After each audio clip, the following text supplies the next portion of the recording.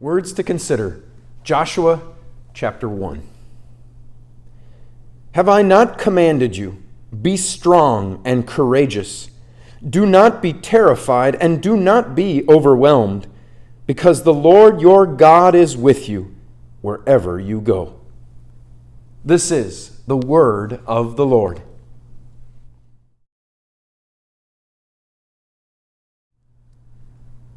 More and more people are talking about just how lonely they are. Well, maybe not talking about it openly, but suffering in silence. People, when asked on surveys, though, they will indicate just how lonely they actually are in life. 36% of Americans on one survey said that over the course of 4 weeks, they felt lonely frequently or all the time. 61% of those young people aged 18 to 25 reveal and show very high levels of loneliness.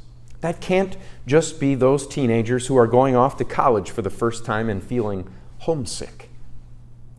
The stats all add up to show that there are people in all age groups, in all categories of people across the spectrum that are feeling lonely. They're feeling alone, and they are feeling like no one cares.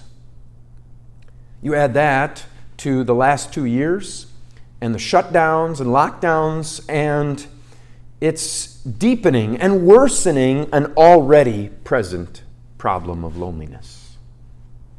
But how can that be? People have to work pretty hard to remain separate from society. There's people all around.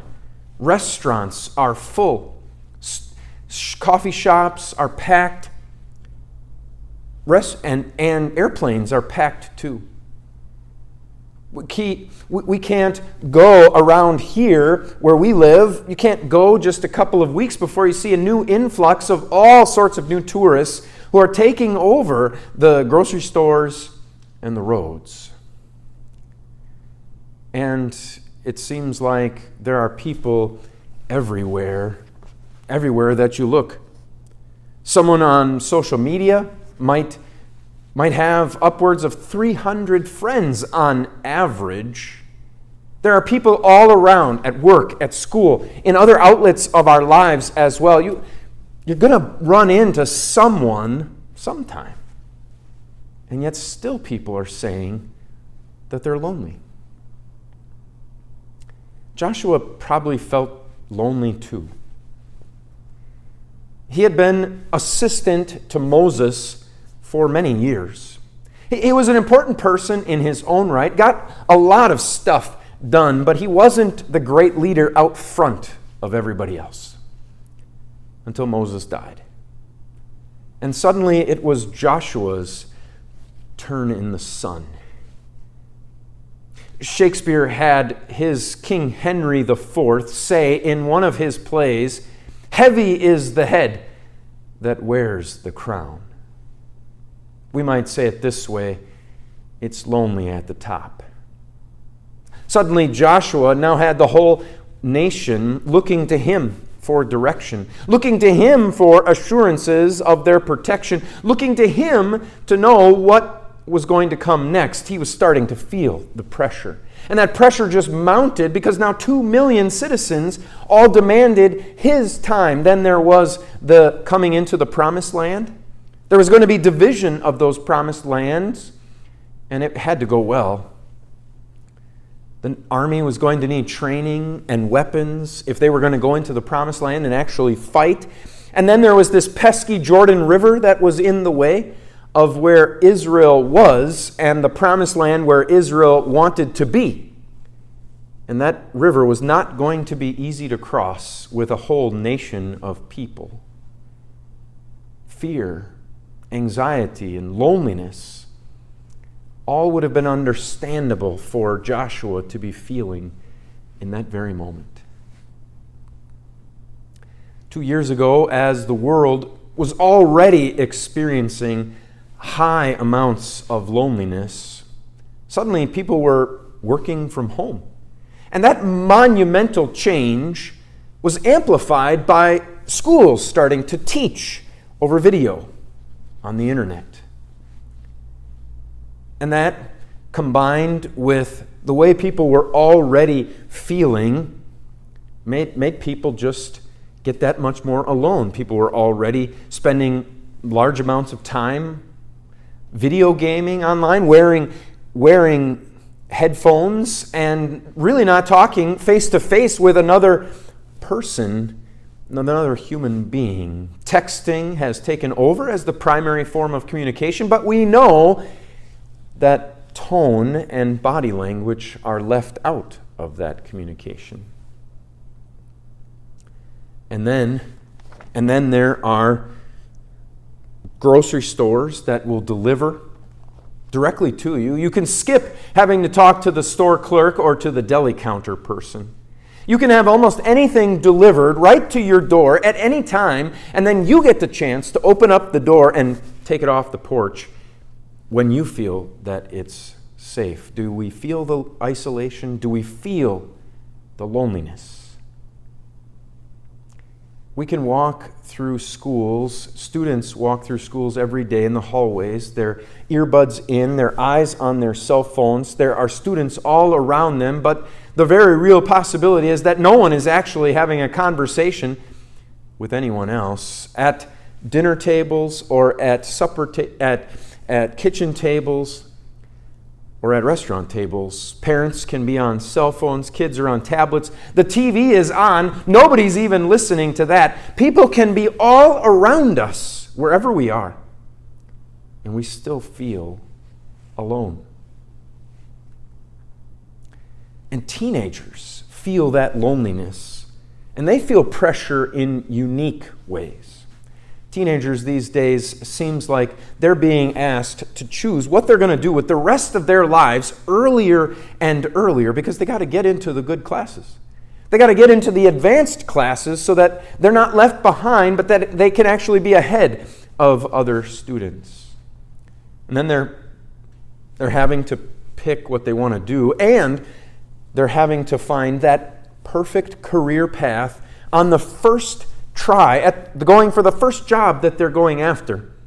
And it has to be something that makes an impact in the world. It has to be something that brings about social change, and it should really be super fun too.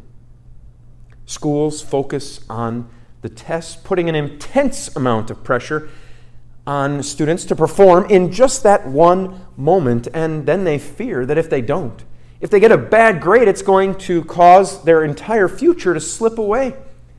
That there won't be any good grades, there won't be any good scholarships, there won't be any good college. Then comes the pressure of looking constantly at Instagram and TikTok feeds and seeing other people who are on vacation all the time, smiling all the time, perfectly posed in every picture, giving the impression, of course, that their life is, in fact, perfect.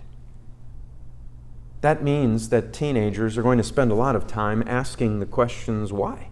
Why is their life so perfect and mine's not? Why are they happy and I'm not? Why are they having fun all the time and I'm not?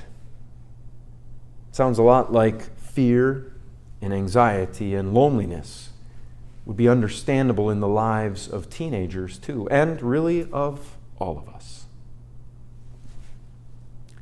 Moses did not spend his time at the top alone, and neither would Joshua. In fact, Joshua would never be alone, because as God had been with Moses, now God was going to be with Joshua too. It was a promise that he was making to him, an assurance that he was giving to Joshua, assurances that, yes, in fact, it was God who was going to be leading his people. The plans had already been all figured out. God's power was the very thing that was going to be protecting God's people. And personally, for Joshua, God made him a promise, right then and right there, that he would be with him always, never abandoning him, never forsaking him. It was a promise that could allow Joshua to be strong and be courageous. you are not alone either. As much loneliness as you might feel in a world surrounded by other people, as much anxiety as you might face as you go through work or school and the different things that you face, as much fear as you might have about the pressure that keeps mounting on you every single day, you are not alone. The Lord your God is with you wherever you go. That's a promise that God makes to you. And it's absolute. Because God always keeps His promises. And God is keeping that promise to you as He strengthens you to get through the finals at the end of the year or the report cards to come. God is keeping that promise to you as He strengthens parents and workers as they face these higher prices, wondering what that's going to mean for their families. This is God who is keeping this promise to you, who's taking away fear and taking away dismay, because He is with you always. And when God is with you, He is 100% with you. You get all of God. You could never actually be alone. And the Lord your God isn't just powerful and present, but He is also loving and compassionate. Jesus is your proof of God's presence in your life. Jesus, who came to look like you and to live like you. He faced fear, took on anxiety, ended up isolated and alone. Jesus did all of those things for you, so that by doing those things, He could do the work that He alone came to do. To take on your fear and anxiety, to take on your loneliness and the sins that surround you. You couldn't help. No one could help. Jesus had to face the suffering and the sin alone. But because He did, Jesus could take all of your fears and all of your anxieties. Jesus could take all of your loneliness and then come back with a command to be strong. Be courageous. Don't fear. Don't dismay. I'm with you, Jesus says. Wherever you go, I go too. Amen. Welcome to everyone who is worshiping with us. Thank you for being with us, and the Lord's blessings on the rest of your day.